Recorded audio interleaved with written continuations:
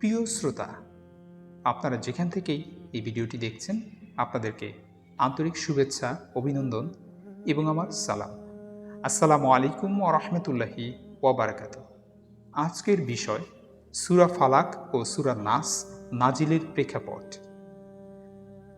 সর্বশেষ এই সূরা দুটি সূরায় বলা হয়েছে যে মানুষের উচিত জিনদের অনিষ্ট থেকে আশ্রয় গ্রহণ করা। জাদু থেকে আত্মরক্ষা পেতে হলে আল্লাহ তাআলার আশ্রয় গ্রহণ করতে হবে। কুমন্ত্রণা থেকে বাঁচতে চাও, আল্লাহ তাআলার আশ্রয় গ্রহণ করো। প্রতিটি অবস্থায় মানুষের উচিত সকল প্রকার অনিষ্ট ও ফিতনা ফাসাদ থেকে বাঁচার জন্য আল্লাহ তাআলার নিকট আশ্রয় চাওয়া। আল্লাহ সুবহানাহু ওয়া তাআলা সূরা ফাতিহা দিয়ে কোরআন শুরু করেছেন এবং সূরা নাস দিয়ে সমাপ্ত করেছেন। সূরা ফাতিহায় আল্লাহ তাআলার নিকট দুটি বিষয় প্রার্থনা করার কথা বলা হয়েছে: সাহায্য এবং সরল পথ।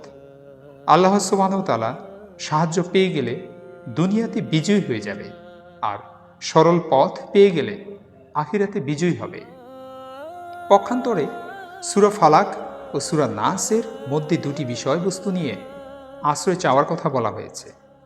এক, দুনিয়াবী বিষয়ে সৃষ্টির অনিষ্ট থেকে আশ্রয় চাইবে।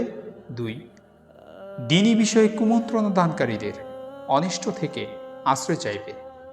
দুনিয়াবী বিষয়ে সৃষ্টির অনিষ্ট থেকে বেঁচে গেলে দুনিয়ার জীবন সুন্দর হবে, আর দ্বীনি বিষয়ে কুমন্ত্রণা দানকারীদের অনিষ্ট থেকে বেঁচে গেলে পরকাল সুসজ্জিত হবে।